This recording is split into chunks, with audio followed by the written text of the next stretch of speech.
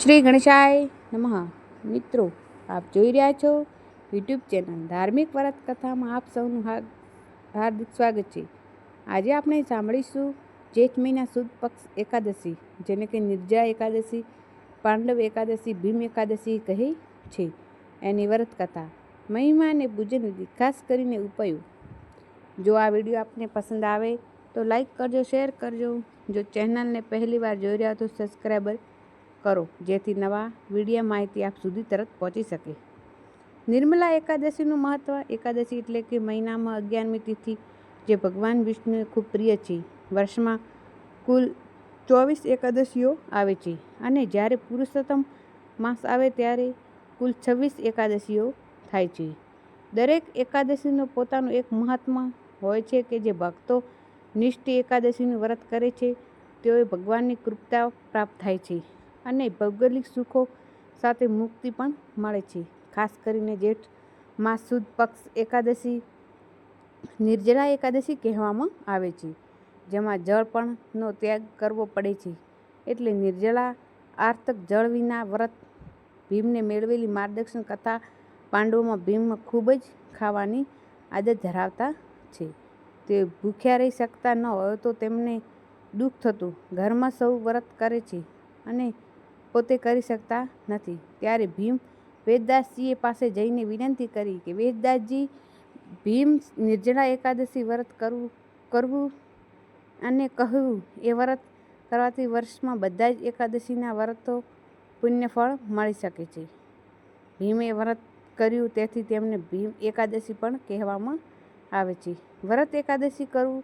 જો શરીર પુરુષ સ્થાન સાથ આપતું ન હોય તો ફાયદાહાર જયુસ લઈ શકાય છે. જો તે પણ નહીં શક્ય હોય તો એક ટાઈમ સાત્વિક ભોજન પણ લઈ શકાય છે. કેવળ ભક્તિ ભાવથી પણ આ વ્રત કરવું ખૂબ જ પુણ્ય મળે છે. ભગવાન નારાયણના આપના ઈષ્ટદેવની પૂજા કરી ધૂપ દીપ નૈવેદ્ય મીઠાઈ કે ફળદિત ભોગ આપી શકાય છે. વિષ્ણુ શાસ્ત્ર નામના ગીતાજીનો પાઠ, નામ જાપ કરવો. પૂજા ન થઈ શકે તો મંદિરમાં દર્શન કરવા અથવા ઘેર જઈને ધ્યાન કરી વ્રત સાંભળીને નિંદા, ગુસ્સા, દુહાર વ્યવહાર દૂર રહેવું. તુલસી પૂજન, પિતૃઓ માટે જળ અર્પણ કરવું. ઝાડની નીચેમાં પાણી ભરેલું કુંભ દાનમાં આપવો. ગાયને ઘાસ, કળિયું ગયારું ખવડાવવું. કાગવાસ નાખવો. લસણ ડુંગળી રાંધેલા ધાનનો ભાતમાં ત્યાગ કરવો નહીં. અંતમાં ઉપવાસનો અર્થ કે ભૂખ્યા રહેવાય નહીં તો પ્રભુના નજીક રહેવું એવું થાય છે, જે ભગવાનના ભજનના શરણમાં સેવાથી આપણું મન શાંત શુદ્ધ પામે છે. નિર્જળા એકાદશીના મહાત્મ્ય અને વ્રત વિધિ. ભક્તની સાધનમાં વિશે ગ્રંથમાં અને ઉકેલમાં છે કે સતયુગમાં ધ્યાન દ્વારા પ્રભુની પ્રાપ્તિ થઈ હતી અને દરેક મૂર્તિ પૂજા પણ હતી. તેઓ ચિત્રોમાં સેવા આપણે સૌ જાણીએ છીએ. રામાયણ અને મહાભારતના સમયે ઋષિમુનિઓ એકાંત થઈ માત્ર પરંપરાનું ધ્યાન કરતા હતા અને એક ઓમકારનું ધ્યાન લીન રહેતા હતા.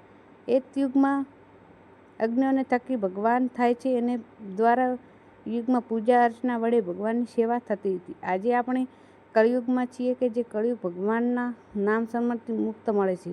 કળિયુગમાં માત્ર નામ આધાર એટલે કે ભગવાન નામની સ્મરણ કરી જીવ આત્મીય કલ્યાણ પામે છે. જે કોઈને આ જીવનમાં એવું કાર્ય કરીને તેમનું ફળ મળે છે. સારા કર્મ કરીને તે ભૂલી પૂજાપાઠ કરીને પૂજન, વ્રત, ઉપવાસ રાખી શકાય છે, તો પણ અંતે સુખપતિ પ્રાપ્ત થાય છે. ભગવાન શ્રી કૃષ્ણે પણ ગીતાજીને કહ્યું છે કે જે અર્જુન, હું તારા ધર્મના અનુસાર કર્મ કર એટલે કર્મ અને મનુષ્ય ઈશ્વરને સમાન બની શકે છે અને તે અસુર પણ. હિન્દુ ધર્મને એકાદશીનું ખૂબ મહત્વ છે. એકાદશીનું વ્રત ચંદ્ર સંબંધી ગણાય છે અને આર્થિક હોય છે. ચિંતા ન હોય તો એકાદશી કરવાથી શાંત મળે છે. ભગવાન નારાયણના અત્યંત પ્રિય સેવા એકાદશીના વ્રતોથી પાપોનો નાશ થાય છે અને સુખ શાંતિ અજૈવ્ય પ્રાપ્ત થાય છે. એકાદશીના દિવસે વહેલી સવારે ઉઠીને પ્રભુનું નામ સ્મરણ કરવું જોઈએ. સ્નાન કર્યા પછી શુદ્ધ વસ્ત્ર ધારણ કરી સૂર્યનારાયણ અર્થે અર્પણ કરો. ત્યારબાદ ઘરની મંદિરમાં જઈને ઘરના ઉંબરા ઉપર શાંત કરવાથી, ઘરની સફાઈ રાખવાથી, ભગવાન નારાયણના મૂર્તિ કે ફોટો ચિત્રો હોય તો ગંગાજળ અથવા શુદ્ધ પાણીથી સ્નાન કરાવવું, પછી પંચમૂર્તિ સ્નાન કરવી, પછી શુદ્ધ જળથી સ્નાન કરવું, ભગવાનને પીળા વસ્ત્ર પહેરાવવા, ધારણ કરવું, મોરકુંડું શૃંગાર વગેરે સમજાવવું, ભગવાન ચરણોમાં તુલસીનો પાત્ર અર્પણ કરવું. જો તુલસી પાત્રો પહેલા દિવસે પડેલા હોય તો પણ આજે તોડી ન શકાય છે, પરંતુ તુલસી માતાની નમસ્કાર કરી દીવો કરી ભગવાનને તુલસીદન ધરાવેલું ભોગ ધરાવવું, મંત્ર જાપ કરવો, ભગવાનની સામે શુદ્ધ ઘીનો દીવો કરવો, તેલ કે દીવો પ્રગટાવી તેલમાંથી તેલનું સિંગ તેલ, કોપરા તેલ કે સરસવનું તેલ પણ યોગ્ય છે. આથી ઘરમાં વાતાવરણ પવિત્ર રહે છે. નૈવેદ્ય ફળો કે સાદું ભરેલું ભોજન ભોગ રૂપે અર્પણ કરવું. એક શ્રીફળ દક્ષિણા ભગવાન સન્મુખી તેમને દક્ષિણા કરી પછી મંદિરમાં ધરાવતી શકાય છે. નિર્જળા એકાદશીનું વ્રત જીવનમાં આયુષ્ય વધે છે અને મૃત્યુ પછી મોક્ષ પ્રાપ્ત થાય છે. એકાદશીના શ્રેષ્ઠના કારણે ફર એક દિવસમાં વ્રત શરીર, મન અને આત્મા શુદ્ધ થાય છે. નિર્જળા એકાદશીને વ્રત સંપલક કેવી રીતે કરવો? પ્રભુને પ્રાર્થના કરો, હે પ્રભુ, મારે આજ નિર્જળા એકાદશીનું વ્રત રાખું છું. કાલે બારસ દિવસે હું પારણું કરીશ. આ સંપલક કરવાથી 3 વખત જળકરણ કરવું. ઓમ કેશવાય નમઃ કહીને જલ પીવું. ઓમ નારાયણ નમઃ ને બીજી વાર પીવું. ઓમ માધવાય નમઃ ત્રીજી વાર પીવું બાદ 1 ચમચી પાણી જમણા હાથમાં લઈ કહેવું. ઓમ ઋષિકેશાય નમઃ. આ મંત્ર બોલવાથી પાણી પૃથ્વી પર છોડી દેવું. પછી જમણા હાથમાં અંગૂઠો મોંમાં લૂછી લેવું, કારણ કે તે આપણા જળ ગ્રહણ કર્યું.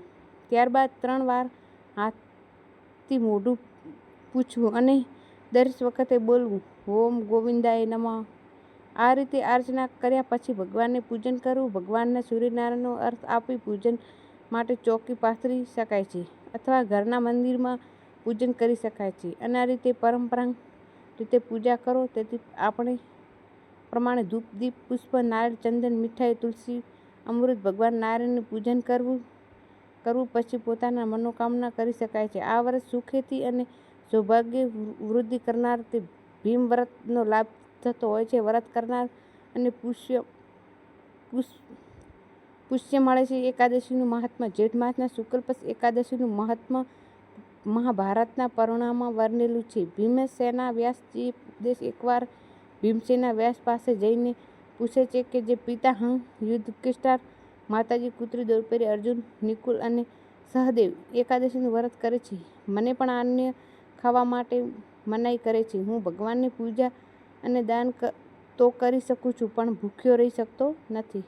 વ્યાસજીએ જવાબ આપ્યો, હે ભીમસેન, જો તું નક્કર ખરાબ અને સર્વનું સારું માનતો હોય તો દરેક માસના એક વ્રત રાખ. તું પણ કહે છે કે હું ભૂખ્યો રહી શકતો નથી, પણ ઓછામાં ઓછી એક અગત્યની એકાદશીનું વ્રત રાખ.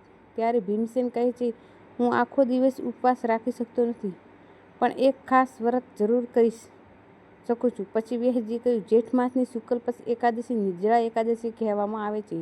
જે એકાદશી ભક્તિ ભાવ અને બિંદુ પારણથી લેવી શકાય છે. આ વ્રત પાપોમાં બધો દૂર થાય છે અને નિર્જળ લોકમાં પ્રાપ્ત થાય છે.